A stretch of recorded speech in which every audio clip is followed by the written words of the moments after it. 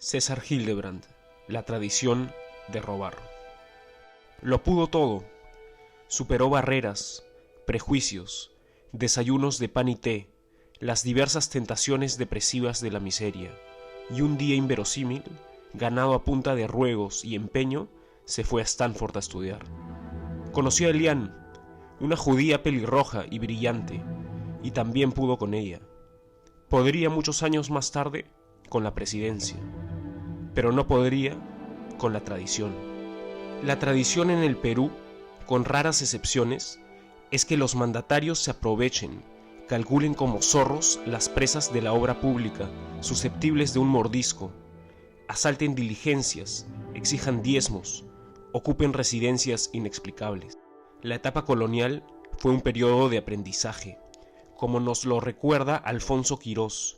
Robaban el mercurio de la mina Santa Bárbara, en Huancavelica, contrabandeaban el presidente de la Audiencia de Quito. El limeño José de Araujo se vaciaba los presupuestos destinados originalmente a la construcción de los puertos del Callao, Valdivia, Concepción. Se robaba a los indios con el tributo racial que se les impuso y que los corregidores escondían en gran parte para su propio beneficio.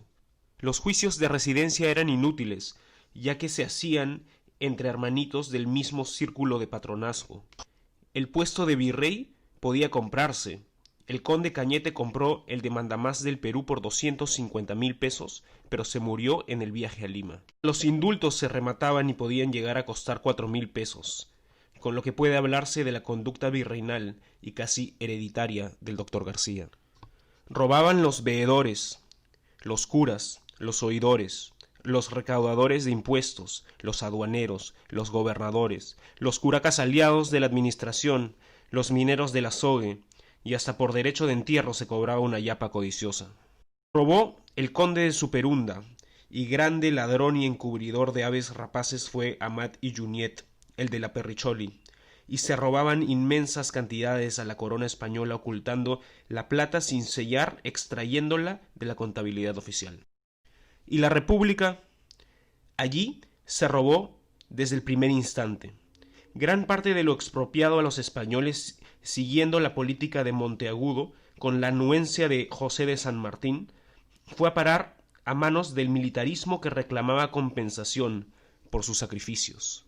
Y no fue Thomas Cochrane, el inglés al servicio de Chile, el que se robó las reservas de la plata que San Martín tenía guardadas, tal como nos lo recuerda también Quirós. Vamos, no nos hagamos. La República empezó con la traición de Torretagle, el pase a filas realista del presidente Ribagüero y Sánchez Boquete, y la convicción tanto de San Martín como de Bolívar de que el Perú era una especie de lepra en América.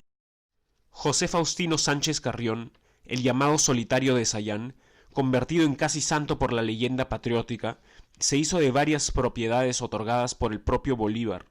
Quirós relata otra escena del gobierno bolivariano, el teniente coronel Juan Pablo Santa Cruz robándose el ganado de varias haciendas bajo la mirada de su protector, el general bolivarista Antonio Gutiérrez de la Fuente, gran rapaz.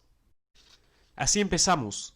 Ese fue el parto de la República, parto de heroísmos y avideces miserables, parto de Junín y Ayacucho y del 1,000,000 de pesos que el Congreso le otorgó al Libertador. La imagen que se queda grabada cuando uno lee el libro de Quirós, Historia de la corrupción en el Perú, es esta. El pobre diablo del general Agustín Gamarra, prefecto del Cusco, entregándole a Bolívar 80 medallas de oro y 500 de plata recién acuñadas en su honor. ¿Qué podíamos esperar después? Pues lo que se vino. Y lo que vino fue el primer militarismo, una especie de guerra civil de Lampa condecorada. Quirós cita a Belfort Wilson, cónsul británico en Lima.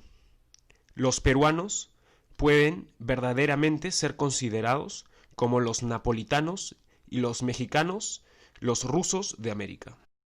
Era una comparación entre sociedades corruptas.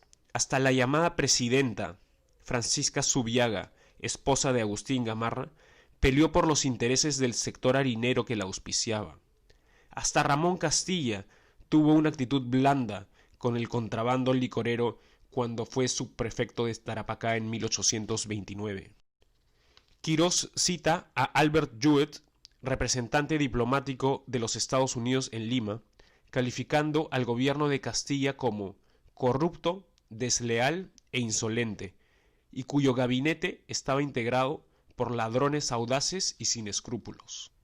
Castilla, como se sabe, terminaría virtualmente eligiendo a su sucesor, José Rufino Echenique, la más alta expresión del descaro depredador. Y el guano fue la mierda que nos terminó de enmierdar. La primera concesión, hecha en el gobierno de Gamarra, en 1840, se vendió por apenas 18.500 libras esterlinas, para 9 años de explotación sin medida. Después llegaron las pujas por las coimas, los ancestros de Odebrecht y el Club de la Construcción. El que más pagó fue el inglés Anthony Gibbs. Este millonario isleño negoció con el corrupto Echenique la prórroga de su contrato, el que se firmó y se mantuvo en secreto ante la resignación de la prensa comprada o asustada y el silencio de la fantasmagórica ciudadanía. No hemos hablado de la consolidación de la deuda interna, pues hablemos. Esa deuda fue de 5 millones de pesos en 1851 y llegó a 24 millones al año siguiente. En ese saco generoso se metieron desde auténticos expropiados de la etapa de las guerras por la independencia hasta inventores de agravios inmobiliarios que solo debían jurar por Dios para que se les creyera, pasando por prestamistas de muy difícil probanza y militares que habían dado la vida por la causa. Fue la gran farra, fue el Melody en tamaño latifundio, fue la plata del guano convertida en quincha, de palacios que jamás debieron edificarse. La mitad de las fortunas de Lima se construyó con ese método. Aquí no hubo burguesía industriosa acostumbrada a los rigores de la perseverancia y las lentitudes de la acumulación. Aquí sobraron los ladrones, los putos atajos. Lo que queda es conocido. Robaron durante Balta, Pardo, Piérola, doblemente. Robaron con Leguía, por duplicado. Con Benavides, bis. Con Manuel Prado, 2 veces. Con Odría, con Belaúnde, hubo réplica. Con los militares que dijeron estar haciendo la revolución. Robaron con García, a manos llenas. Y con Humala, a pecho descubierto. Y con Toledo, pasando el sombrero de paisano. Robaron con Kuczynski, en inglés. Y con Fujimori, en castellano maltratado. Y robarán como nunca se ha robado, si es que la hija del patriarca Alberto se sienta donde alguna vez su padre hizo aguas sobre la Constitución. De modo que no nos hagamos las vírgenes del sol, los estupefactos de la República traicionada. Toledo nos representa, es la decepción que nos refleja, es el Perú como república fallida, es el Pachacútec de nuestra Disneylandia. César Hildebrand, La tradición de robar, 19 de julio del 2019. Si te gustó este video, suscríbete al canal para más contenido e información política. Gracias.